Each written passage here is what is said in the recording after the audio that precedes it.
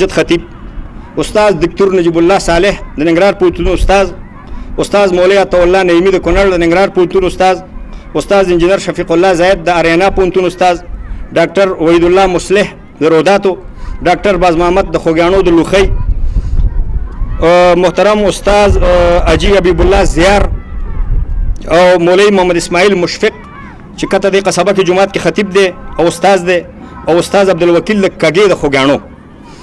او د دې 9 کسانو یو اداره موږ جوړه کړې ده او د هغې په سرپرستۍ کې به دا که 10 روپۍ کېږي او که 100 کېږي او که 1000 کېږي. موږ غواړو چې د الله د دین خدمت وکړو. ما خپل نوم هم دی کې ما اچولی دی، د دې شي کې زما کار نشته. د دې لپاره چې موږ د پیسو یا د کوم روپۍ موپۍ په وجه باندې زموږ دا پروسې ته تاوان ونه رسېږي. موږ اصل کې دا شی ده چې د دین پیغام رسولو والا خلک یو. نو د دغه کسانو یو کمیټه موږ جوړه کړې ده. دا شی به ټول د دې په سرپرستۍ کې ټولېږي او د دې عالمانو او ډاکټرانو او انجینرانو پوهانو خلکو په مشوره باندې او د دې په هغه باندې به لګېږي د اعتماد دپاره او د دې دپاره چې دا شی صحیح ولګېږي. او دا خو یو لویه پروسه ده. موږ د خپل پروسې ته یو روپۍ 2 روپۍ ته موږ خپله حاجت نه لرو. ما سره خپله ښې پیسې شته. موږ جمعیت اصلاح کې چې څونه ملګري دي ټول ښه معاشونه لري، ښه تجارتونه لري، ښه کارونه لري. موږ خپله هره میاشت 3% د خپل معاشونو نه، د خپل تنخواه نه، د خپل تجارت نه 3% روپۍ موږ جمعیت اصلاح ته هره میاشت ورکوو. او د دې نه بغیر مدرسو ته، یتیمانو ته، هغه ته موږ په خپل معاشونو کې تاسو هم چې کوم خبره کړې دا موږ مخکې نه کوو. دا موږ خلکو سره کومک هم کوو، مدد هم کوو، د خپلو پیسو نه، د خپل جیب نه، د خپل معاش نه، د خپل آمدن نه. موږ پیسو ته چاندو مندو ته د چا نه وږي و نه حاجت لرو. موږ خپله زکات هم ورکوو، پیسې هم لرو. موږ دا ټول ملګري لري. دا سړی دی که نور دی ټول تاسو ته پېژنئ، وینئ، تاسو د شکل نه د هغه نه هم سړی پېژنئ. موږ دغه شي ته حاجت نشته دی. خو چنده پیغمبر غوښتې ده، الله غوښتې ده، موږ یې غواړو. دې دپاره یې غواړو چې دا کار پرې باندې وکړو او دا کار کامیاب شي او دا کار د پیسو د وجه نه پاتې نه شي. موږ اوس هم پکې خپلې پیسې ورکړي، اول ما ورکړي او نورو ملګرو ورکړي، ده ورکړي، ټول ورکړي دي. او نو دغه یو کمیټه جوړه شوې. نو که تاسو 10 روپۍ 15 روپۍ لږ راواچوئ نو انشاءالله هغې کې به الله برکت اچوي. او موږ د 100 روپیو کار په 10 روپۍ کوو. دونه اجتماع نور خلک په $1,00,000 نشي کوی. زموږ به په 1,00,000 روپۍ انشاءالله چې دی لګېدلې نه.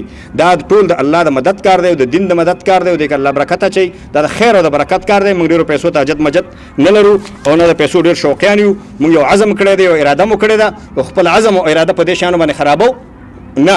نو موږ انشاءالله د الله د پیغامونو قوم ته رسو. خپل قوم کې به بیداري پیدا کوو. خپل قوم کې دا په پیسو میسو باندې نه کېږي، دا په فقر کې کېږي، دا په درویشۍ باندې کېږي، دا په دې باندې کېږي چې د سړي لمن پاکوي، دا په دې کېږي چې د سړي شمله پاکوي، دا په دې پاک کېږي. انشاءالله موږ به ځان د دې شان نه پاک ساتو او یو پاک حرکت به پیل کوو. خپل قوم ته به د پاکۍ او د پاکیزګۍ او د طهارت او د امانت او د صداقت په طریقه باندې خپل قوم راوچتو او د هغې تربیت به کوو انشاءالله العزیز.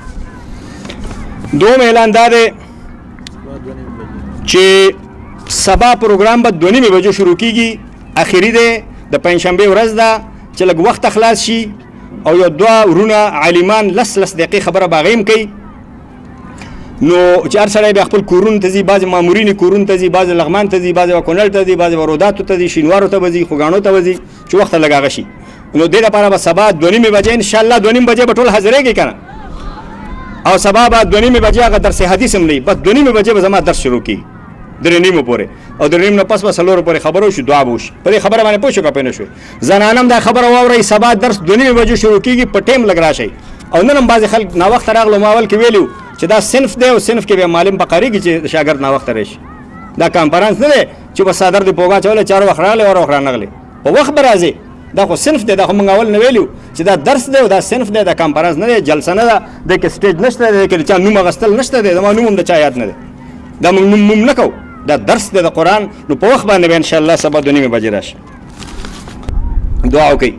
الحمد لله رب العالمين الرحمن الرحيم مالك يوم الدين إياك نعبد وإياك نستعين اهدنا الصراط المستقيم صراط الذين أنعمت عليهم غير المغضوب عليهم ولا الضالين آمين.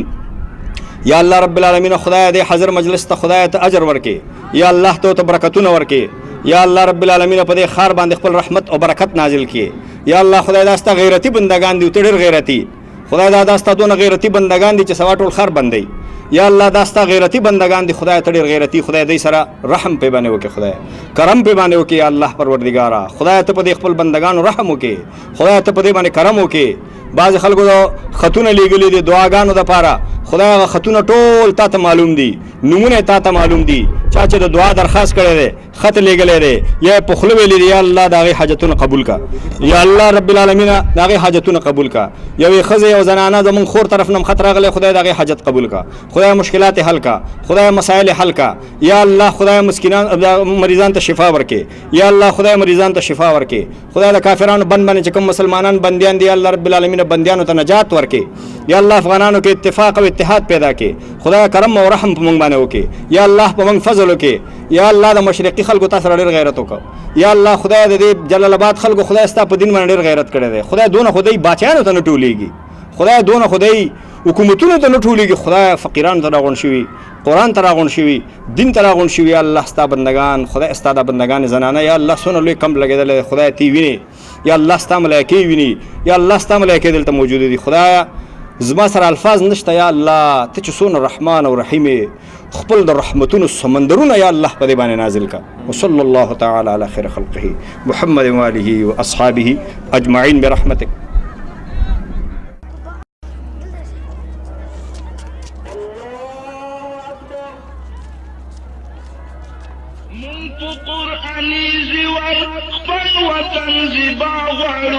نیو غلامان دی چا دین دی مصطفیٰ غواړو، مون په قرآني زیور خپل وطن زیبا غواړو. نیو غلامان دی چا دین دی مصطفیٰ غواړو، وینې د غیرت څخه ډک زموږ رګونه دي، ټول د شجاعت څخه ډک مو تاریخونه دي. بیا د شجاعت تاریخ نوی په دنیا غواړو، نه یو غلامان دي چا دین د مصطفیٰ غواړو. مونږ په قرآني زیور خپل وطن زیبا غواړو، نه یو غلامان دي چا دین د مصطفیٰ غواړو.